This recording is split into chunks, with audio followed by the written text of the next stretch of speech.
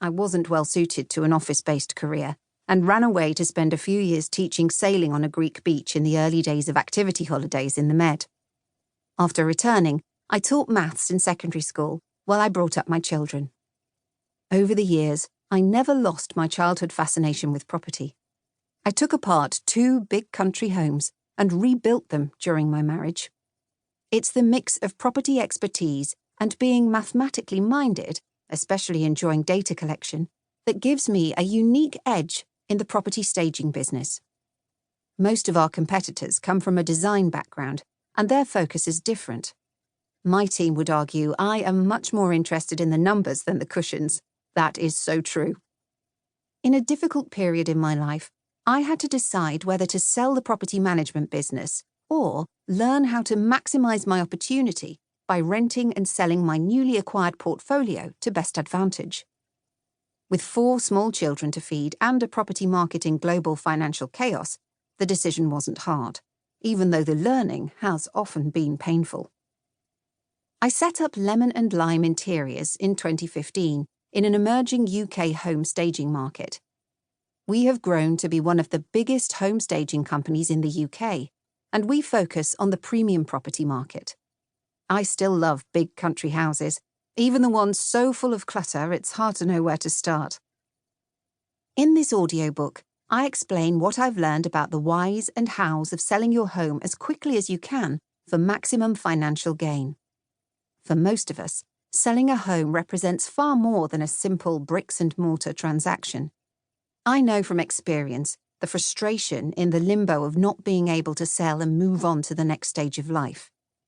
My ability to maximize my assets has been my route to a new, independent life and a career in an exciting area of property. If you're selling, planning to sell, or just want a new way to think about how you live in your own home, this is the audiobook for you. Chapter 1. Marketing Property in the 21st Century. How people shop is constantly evolving. This applies to purchasing a new home as well. Let's consider what has happened in the world of property marketing over the last 30 years. It's important to acknowledge how the internet, social media, and online estate agency have significantly changed the way property is bought and sold. By the end of the chapter, you'll understand why you'll get your best sale if you attract offers quickly. The chapters that follow explain how you can get your property marketing right. In other words, how you can sell your home for the best possible price in the shortest time.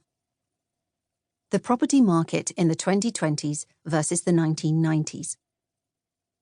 Since the mid-1990s, the internet has had a revolutionary effect on the way we communicate. It has changed the way we search for information, watch films and listen to music, and it has completely changed the way we shop. It has impacted our daily lives at home and at work. It's now difficult to imagine life without the access it gives us to our friends and families and our work, social and cultural lives. In the last few years, social media began dominating our communication and research. The impact of the internet and social media has been as significant in the way we buy and sell our homes as it has in other areas of our lives. It has heralded the advent of the online estate agent and made it possible for even the most local agent to have a national presence by hosting their properties on internet portals such as Rightmove and Zoopla. In this chapter, my aim is to give some insight into how property marketing has changed and to highlight both the opportunities and the challenges offered by these changes when you decide to sell your home. Then versus now. Estate agency in the 90s was local. A Rolodex or card box sat on agents' desks. There were no sophisticated matching systems. Newspapers were the main source of advertising, with buyers from outside the area contacting a local paper and asking for a copy to be sent to them so they could do a property search in the area to which they wanted to move. The usual way to sell a house in this period was to call a local agent, who would pop round, have a chat about the timing of the sale, take a few photos, and create a brochure. The photos might sit on a board in the agent's window on the high street, and anyone looking for a new home would be able to go and have a look and discuss the